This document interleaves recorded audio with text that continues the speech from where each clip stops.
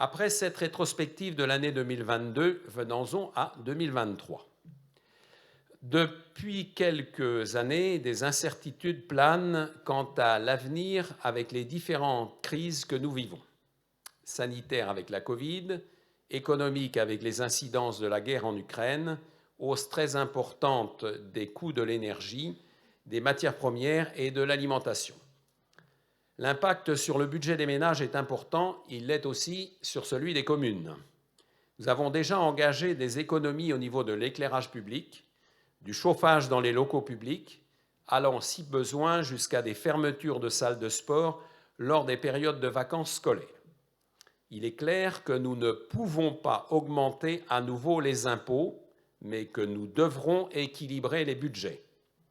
Il faudra sans doute envisager une participation financière des associations correspondant au coût des fluides consommés dans les salles mis à disposition. Certains tarifs de location seront aussi revus à la hausse. Une réunion sera organisée avec les associations pour travailler en concertation sur ce dossier. D'autre part, beaucoup de services municipaux bénéficient à des habitants des communes environnantes. Une mutualisation des moyens et des coûts semble inévitable. Malgré tout, les projets enclenchés continueront à leur rythme en 2023. Pour les nouveaux projets, sans doute seront-ils un peu différés dans le temps. Nous attendons quelques clarifications, notamment des aides de l'État liées à la hausse des tarifs de l'énergie, puisque la commune de Louvigné ne peut pas bénéficier des tarifs réglementés. Premier chantier qui devrait se terminer à l'automne, celui de la villa numérique, pour lequel un programme européen Leader+, appelé Starter, nous permettra de financer du mobilier et aussi de lancer des ateliers participatifs avec les habitants et les entreprises pour qu'ils s'approprient ce nouveau lieu dès son ouverture. Ensuite, nous venons de décrocher une nouvelle fois un programme européen Interreg, appelé CIR, avec l'Europe du Nord, pour le fonctionnement de cet espace pendant 5 ans, prenant en charge une partie des salaires de l'animateur, par exemple. C'est une nouvelle opportunité pour la commune, même si je vais devoir apprendre le suédois, alors que j'ai bien du mal déjà avec l'anglais. Je salue le travail de Guillaume Foucault dans ce domaine, car depuis son arrivée, c'est quand même le 5e programme européen que l'on décroche. Dans cet espace de tiers-lieu numérique prendra place un musée virtuel appelé Microfolie, en partenariat avec la Villette à Paris. Ce musée numérique pourra accueillir des groupes scolaires du pays de Fougères. C'est une innovation car il en existe peu en France, 150 je crois, dans des villes souvent beaucoup plus grandes que la nôtre. 2023 verra aussi le début des travaux du pôle petite enfance dans le parc de la communauté. Nous proposons actuellement donc des pistes d'économie au cabinet d'architectes pour rester dans l'estimatif actualisé de 1,7 million d'euros. Ce projet doit être exemplaire et innovant au niveau environnemental, énergétique et esthétique, car il se situera sous le parc. Depuis quelques mois, nous travaillons avec l'association de Voix en Voix qui souhaite implanter sur la commune un atelier d'insertion, le Tournevis. Des études de faisabilité sont réalisées dans le cadre de Petites Villes de demain sur différents bâtiments possibles.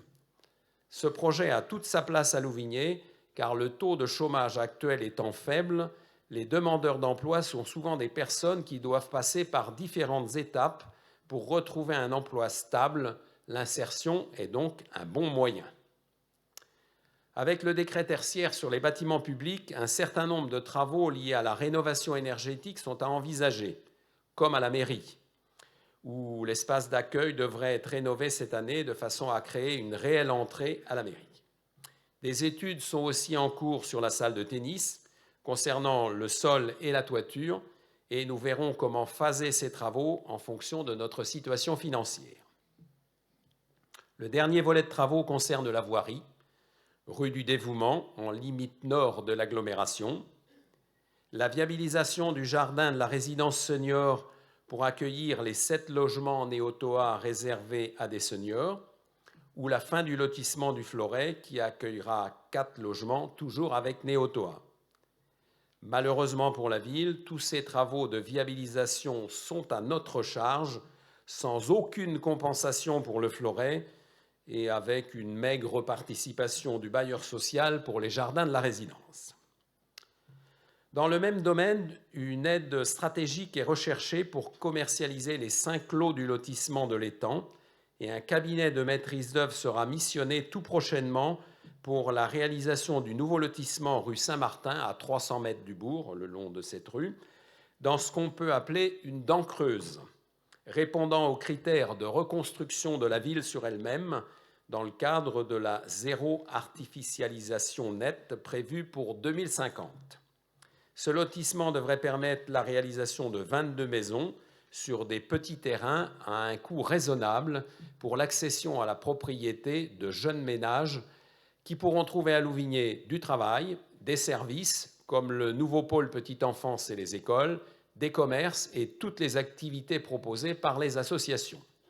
Si nous n'arrivons pas à redresser la tendance démographique avec tous ces projets, Louvigné pourrait bien finir par être un désert. En guise de conclusion, je veux ici remercier tous les membres du personnel municipal pour leur travail efficace et leur motivation pour que l'on parle en positif de la commune de Louvigné et pas seulement quand une rave-party rassemble 500 personnes dans une usine désaffectée. Les 60 agents que compte la ville sont au service de ses habitants et de ceux des communes environnantes.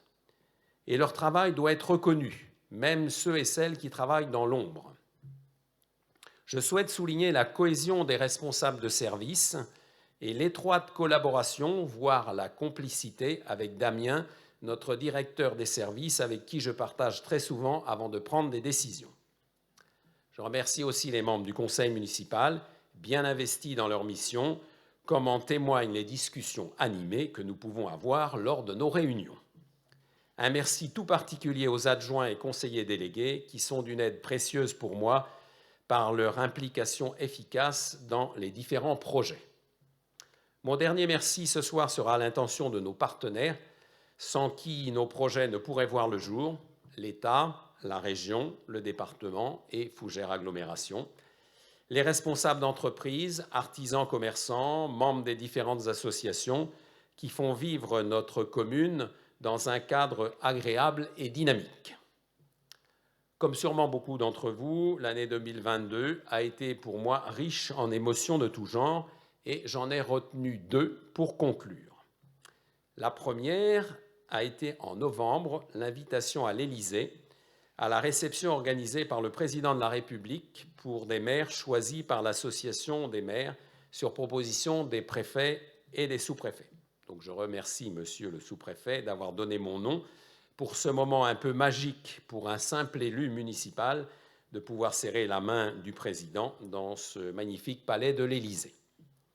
La deuxième est dans un tout autre domaine. La commune a accueilli pendant quelques mois une famille ukrainienne dans un logement appartenant à Fougères Agglomération, rue de Saint-Brice.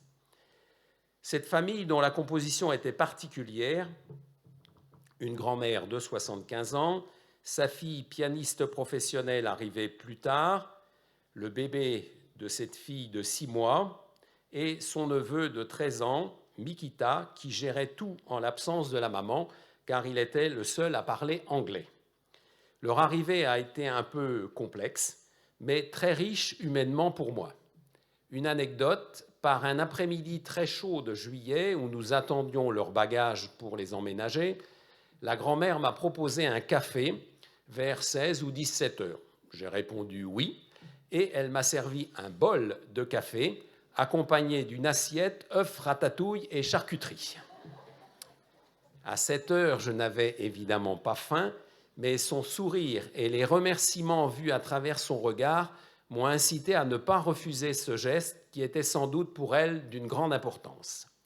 Cela restera pour moi une leçon de vie, ces gens qui ont beaucoup souffert et qui peuvent donner pour remercier de l'accueil reçu.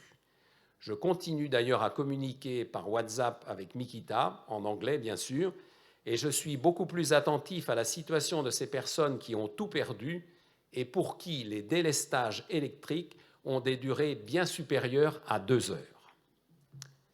La vie est comme un arc-en-ciel, il faut de la pluie et du soleil pour en voir les couleurs. Je vous remercie de votre attention et vous souhaite une nouvelle fois tous mes meilleurs vœux pour la nouvelle année 2023, remplie de soleil, de pluie et pleine de couleurs.